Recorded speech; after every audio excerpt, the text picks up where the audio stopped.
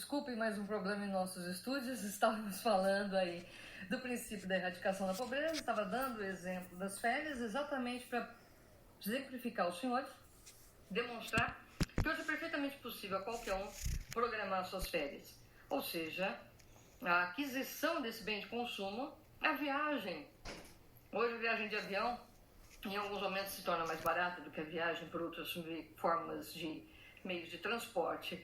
Portanto, hoje você tem esse acesso.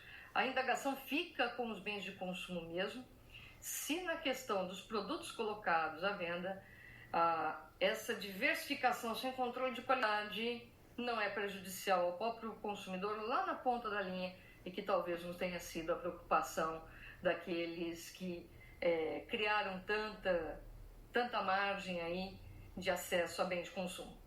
Vou repetir, não que isso esteja errado. A minha preocupação é com a segurança, a minha preocupação é com a qualidade, né, para que não seja enganado o consumidor. Existe ainda como princípio dois outros, a solidariedade e a isonomia. Aqui são dois princípios protetivos, obviamente. A solidariedade é um princípio basilar hoje no direito privado como um todo, embora estejamos falando de direitos difusos e coletivos. A solidariedade com maior impressão ainda e volume entra. Essa solidariedade, uma solidariedade que fará com que o juiz ou o Poder Judiciário repense, tente manter os negócios jurídicos. A ideia hoje é a da manutenção dos negócios jurídicos, é de salvaguardar, revisar uma cláusula, verificar se é possível as partes darem prosseguimento ao negócio entabulado. É esse o aspecto da solidariedade. Não pura e simplesmente declarar que está rescindido o contrato ou que houve descumprimento, mas verificar as razões que motivaram aquilo. Isso não é possível entendimento entre as partes. Então a solidariedade está na base mesmo, hoje, tanto do direito civil como do direito do consumidor. E essa solidariedade, ela se manifesta de maneiras muito díspares, muito diferenciadas, mas nem por isso deixa de ter como denominador comum esse princípio. Eu gosto de lembrar aos senhores que pelo menos essa é uma visão pessoal, das bandeiras da Revolução Francesa, Liberté, Égalité e Fraternité, né? Então, liberdade, igualdade e fraternidade. A gente já falhou na liberdade, porque embora sejamos livres, essa liberdade cada vez mais vigiada, tolhida, condicionada. Então, é uma liberdade que não era aquela liberdade prefigurada ou que se fazia entender na Revolução Francesa, que era a questão da liberdade de fazer aquilo que o povo decidiria, o povo governando, o povo... não é bem isso que a gente vê na prática. Então, mesmo no nosso exercício individual, não é. Acabei de dar um exemplo. Se o senhor quiser adquirir um bem de consumo, o senhor tem uma liberdade de contratar, mas não de determinar mais que tipo de bem o senhor quer, né? Então, essa liberdade já foi, né? Se é que algum dia de forma plena. A igualdade foi um outro grande fracasso, né? Porque a igualdade que hoje está sendo buscada e que já tinha sido dada por vencida alguns anos atrás, tanto é que a gente fala perante a lei, ou seja, perante a lei somos todos iguais, mas a igualdade material, portanto, só a formal é reconhecida, e mesmo assim dificilmente aplicada. A material, a gente está muito longe, vide a luta das mulheres, a luta das classes, dos gêneros, a gente está muito longe dessa igualdade prefigurada. Sobramos a solidariedade. Eu espero, sinceramente, que a gente não jogue na lata do lixo êxito a uma sociedade. Se não houver solidariedade, esqueça o modelo de sociedade. Você não vai ter sobre o que se basear, né? Aí Hobbes ganha e vira luta de todo contra todos. Mas a gente não está aqui para falar disso, e sim de direito do consumidor. É que não tem como não fazer essa viagem falando do tema solidariedade. É necessário que se foque na solidariedade. E a solidariedade não é de apenas um para com o outro ser humano, ou de uma sociedade, de uma classe social para com outra. A solidariedade é ampla, ela tem que ser geral, né? A solidariedade, ela vem exatamente nesse casamento de bens, de consumo.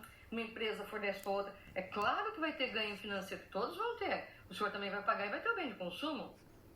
Mas tem que existir uma equação solidária aí, né? Se um não está podendo pagar, não adianta você querer extorquir. Será que não é preferível a gente tentar manter ali alguma coisinha? A gente não tenta muito, a gente já está acabando com o pequeno comércio, indo para os shoppings, indo para os grandes magazines, porque eles nos permitem a troca de uma forma mais simples, rápida, do que o pequeno comércio. Então a gente já está matando o comércio de rua. Essa solidariedade a gente muitas vezes acusa, mas não reconhece quando ela não é exercida ou exercitada. E isso deveria acontecer com maior frequência. Por sua vez, Poder Judiciário, juizados e PROCON tentam restabelecer de alguma forma essa questão solidária, mas aí fica muito da política de cada empresa. Já falei para os senhores em outra oportunidade, tem empresas que querem sim demonstrar até como selo de qualidade que elas são cumpridoras do Código de Defesa do Consumidor. Enquanto, infelizmente, nós ainda temos aqueles que veem no Código de Defesa do Consumidor um inimigo. Não sei por quê, porque se você consegue fazer com que o seu cliente fique satisfeito, ele voltará e continuará a ser seu cliente, né? Então, isso não faz o menor sentido. O último princípio é o da isonomia. O tratamento dado aos consumidores tem que ser igual, né? Então, se você tem 2 consumidores, você não pode tratar de forma diferenciada cada um deles. Atenção, antes que comece a briga. Como é que fica o cliente VIP? Pois é, você pode fazer uma escala de gradação e bonificação. Dentro dessa escala, você não pode ter nenhuma diferença. Deu para entender? É uma coisa que eu não... Essas diferenças que existem são diferenças estabelecidas pelo fornecedor, mas em escalas pré-montadas e de conhecimento de todos. Então você tem o cliente Black, você tem o cliente Premium, você tem o cliente Personalité. Todos os clientes Personalités, Blacks, têm que ter o mesmo tipo de tratamento. Isso não significa dizer que você que não tem o poder aquisitivo considerado ou não preenche os requisitos para ser considerado um cliente A, B ou C, tenha o mesmo direito dos outros. Então, entendam, a gente vê muita briga, e esse é um dado. Então, uma coisa é o critério estabelecido dentro da empresa para a clientela dela, fazendo a diferenciação.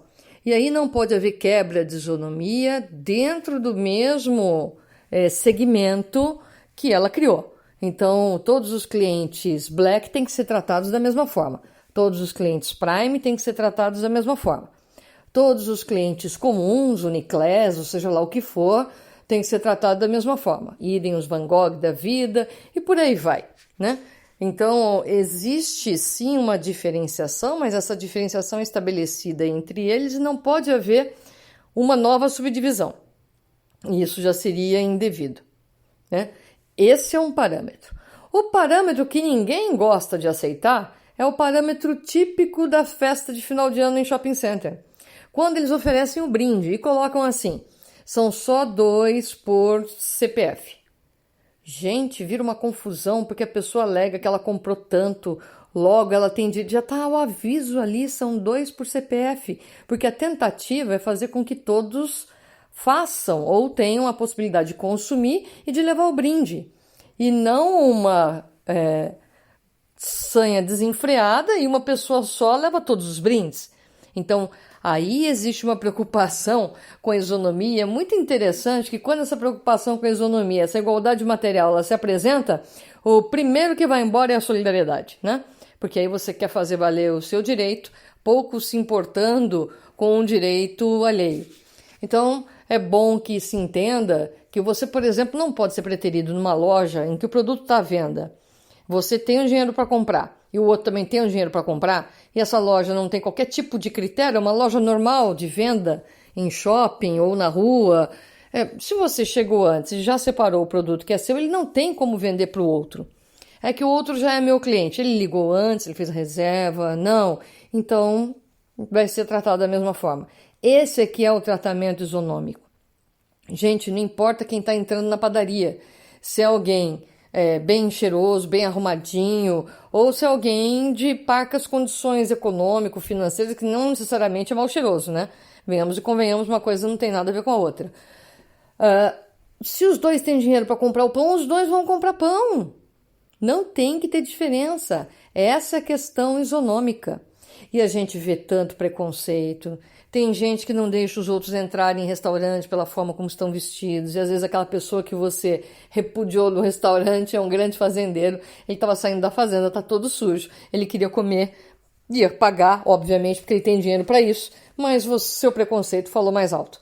Então a gente tem sim preconceitos. E infelizmente muitos não respeitam esse princípio garantidor da isonomia. E os senhores têm que entender que todos têm a mesma condição. Então, se o show foi colocado à venda, todo mundo tem que ter acesso àquele show. Não pode ser uma festa particular. Eu falo isso por conta daquele lastimável evento com o YouTube, né? Em que, na verdade, à meia-noite, quando iam começar os ingressos, tudo já estava vendido. Você poderia comprar o ingresso, sei lá, atrás da pilastra, talvez, nem isso. Então, as demandas que existiram contra o show à época, né, contra o grupo, foi exatamente isso. Prove que entrou dinheiro naquele período de 2 horas em que você deu por esgotado todos os ingressos. Prova que você vendeu tudo, que teve comércio. E aí não se provou, né, senhores? Porque na verdade não teve comércio, tudo já estava vendido antes. Para a Bradesco, para não sei aonde, para o Visa, para o Mastercard. Então, peraí, isso daí é show particular, né? Então, você está fazendo uma festa particular para os seus clientes. Isso não é show. Show me garante a isonomia de qualquer outro de lá acessar e comprar. Não é à toa que os shows agora, os senhores sempre veem isso de uma forma repetitiva, eles querem garantir aqueles que bancam o show mesmo, e todo o equipamento, e todo o cachê e tudo mais, e eles sempre falam assim, haverá um show extra, na verdade é só esse que é o show, muitas vezes, né? Então, na boa parte das vezes, esse show extra já veio exatamente, começou a existir depois daquele infortúnio, esse show extra começou a existir exatamente para que ninguém mais fosse demandar em cima deles, falando assim, pera um pouquinho, que estilo de show é esse que eu estava acordado lá meia-noite para entrar, e fazia todo o processo de compra e no final tinha que aguardar de novo que deu um erro na compra. E aquilo lá era uma coisa cansativa, só que a hora que você inverte o lance da prova e fala, então me prova, não que você vendeu tudo em 2 horas, mas que entrou o dinheiro, que houve movimentação financeira nessas 2 horas nessa conta. E aí não teve prova. Então, tá quebrada aí a isonomia. Então, sem chance alguma, senhores.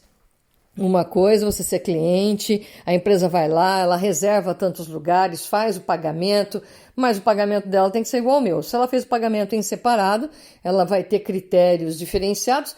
Tanto é que os senhores veem a coisa lastimável que é, muitas vezes até em peça de teatro, em que eles falam para o pessoal que está lá atrás ocupar as fileiras da frente. Por quê? Porque alguma empresa reservou, cedeu, ninguém compareceu, fica aquele vazio incômodo. Eu acho que a gente deveria passar a não mais ocupar esses espaços da frente para as pessoas começarem a entender que todos devem ser respeitados, né? Então, todos somos consumidores, todos estão pagando o mesmo ingresso e isso é o tipo de coisa